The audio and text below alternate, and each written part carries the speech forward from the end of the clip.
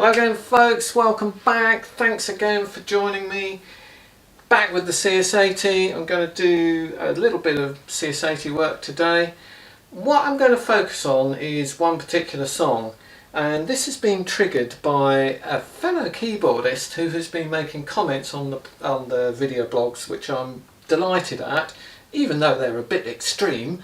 So Richard Taylor, thank you for your comments, and today we're going to talk about one song that you've drawn attention to. Here we go.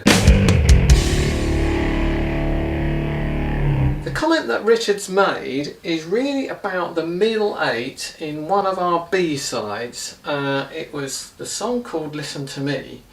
I actually have a lot of affection for this song because it was the very first song that we wrote post the Signs of Change album and release, and it represents this liberty that we had after working with the same material for quite a long period of time, trying to get a record deal, trying to get established as a band.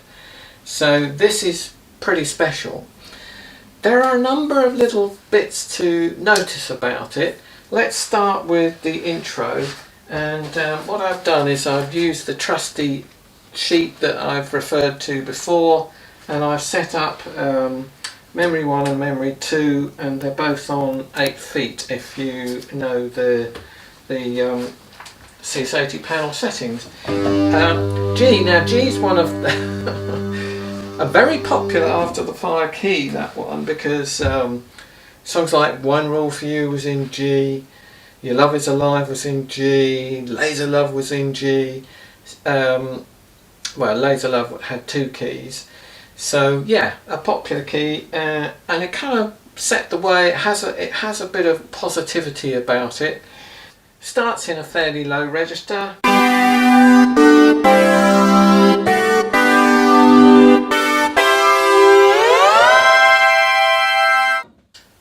Quick demonstration of the old wonderful ribbon controller there, which goes up the octave.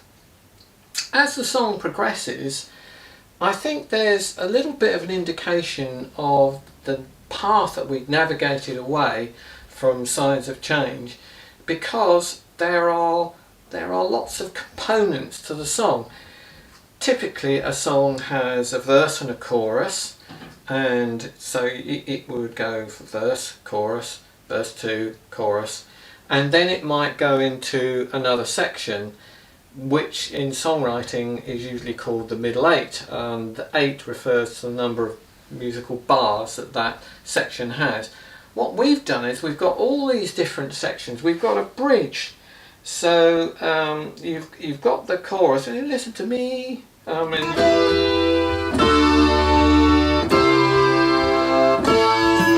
And then it goes into the D section with that synth, which I can't really play on here because it was done on the move, but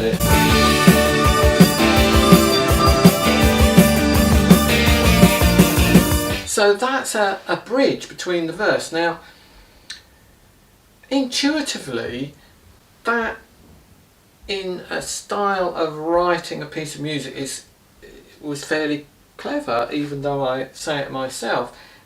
Because what we were doing, we were dropping down to the D and for that bridge, and so therefore when the verse came in G, it kind of lifted because it went up to the next chord in the chord progression, and I didn't think about it then. It was instinctive. As I said, it was intuitive. Nowadays, I might actually think very carefully about incorporating that into a song, and Café Musica's title track off our LP, Plug Plug Plug, called Learning to Breathe, uses exactly that technique. Every day a new voyage will begin, but we never sail alone. Fire inside our hearts, it starts with just one spark. To give is to receive. Molecules of your love, oxygen from above. Now we're learning to breathe. After the second chorus, so it goes verse 1, verse chorus, verse 2, chorus. There's the another little breakdown, and I play this sort of funny low Moog bit, which is nowhere else on the song. That's that hint back to the kind of classical form where you have a bit that's not repeated. Then there's a semi-a cappella verse where there's singing and an empty rhythm. And then we move forward and we go into this instrumental section. And as Richard pointed out, he thought we may have used some sort of recording technique to get it, but it was played live, and so I'm glad Richard was suitably impressed. It is quite hard to play, and you have to take a bit of a run at it, and I will have a go now, and then what I'll do is I'll dabble with a little bit of a variation afterwards. So this is the bit that we're referring to, the bit that goes, that bit.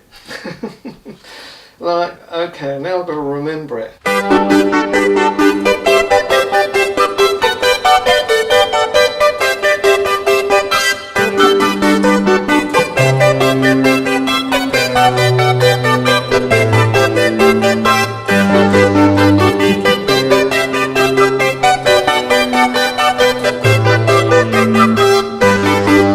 Now what I'd do would be something different and a bit smarter, purely because that would be the way I would think now, with having learnt from the genius producers and people that Muff Winwood, who worked with the first album. One Rule was the incredible Rupert Hine, John Leckie. We worked with all these wonderful people, and Mac was really a huge mentor to us, and helped us so much with our understanding of music, even though Mac, bless him, didn't say very much.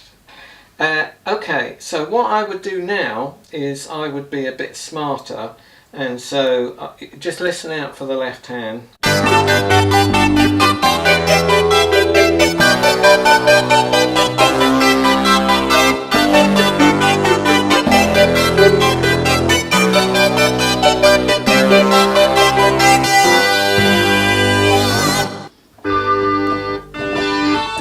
So what I was doing then was going down from the G on the first chord, so when it went to the C I was playing E on the left hand, then it went back to the G, I was playing a B, and then come up to the C for the final C. So that makes a nice variation, and that's what I would play later on when we reprise the song in some of our sets.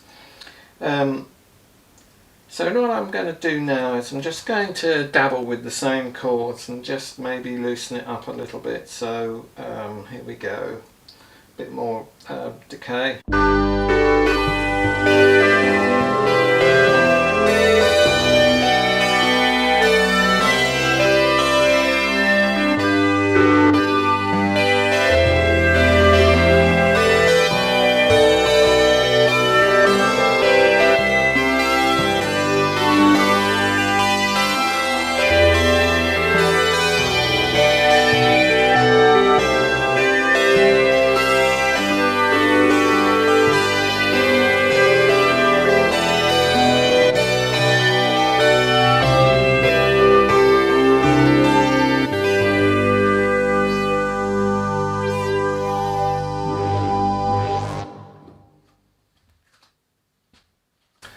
There you go, that's a little insight into the song Listen to Me, a B-side early on in After the Fire's CBS Records releases. Anyway, all the very best. I know these are still very strange times. I wish you all the best. Please keep those comments coming, and don't forget to click on the blog wherever it appears, and I'll see you next time.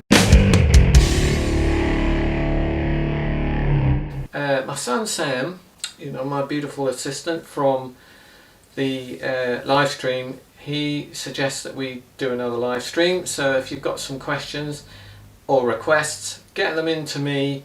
Don't make them too tricky. and we'll see if we can set up another live stream. Take care.